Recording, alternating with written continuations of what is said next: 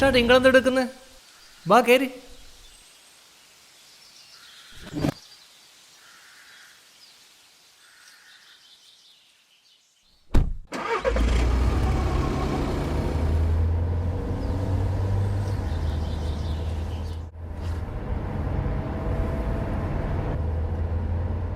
വിഷുവിൻ്റെ പൊട്ടാസം കൊടുക്കുക നിങ്ങൾ രാവിലെ പോയി എന്നാണല്ലോ പിള്ളേർ പറഞ്ഞേ. എന്നിട്ട് പൊട്ടാസം മേടിച്ചില്ലേ? പീടിയെല്ലാം തിരക്കായിരിക്കും അല്ലേ? അല്ല നിങ്ങൾ ഗൾഫിൽ പോകാൻ വിളിച്ചിനാ?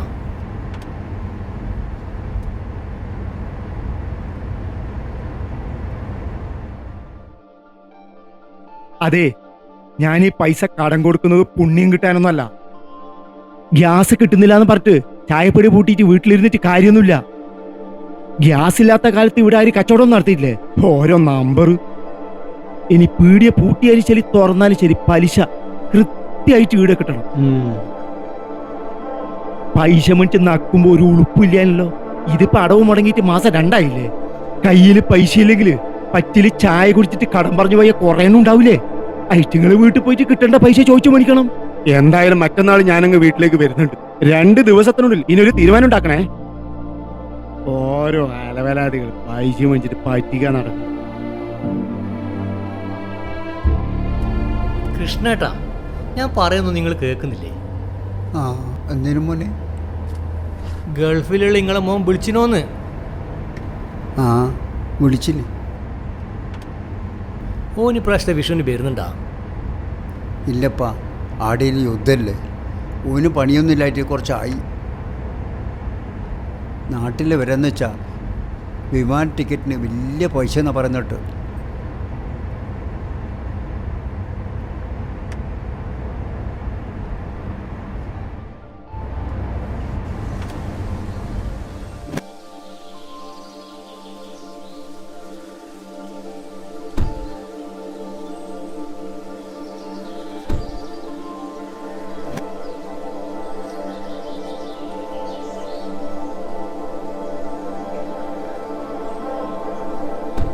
കൃഷ്ണേട്ടാ,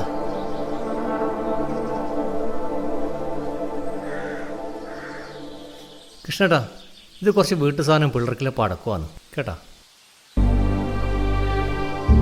വാങ്ങിക്കോ, നിങ്ങൾക്ക് തരാൻ വേണ്ടി തന്നെ മേടിച്ചാ. യുദ്ധമല്ലോ, അവർക്ക് തോന്നുമ്പോൾ നിർത്തിക്കോളൂ. നമുക്കും ജീവിക്കണ്ടേ? ഇത് നിങ്ങളെ പീടിയെന്ന് ചായ കുടിച്ച പറ്റിൽ കുറച്ചേക്ക്. കൃഷ്ണേട്ടാ, ഹാപ്പി വിഷു. ആലം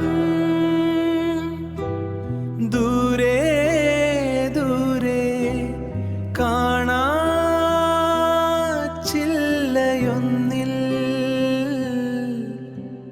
കൂടുകൂട്ടി കാറ്റിൻ താളമാ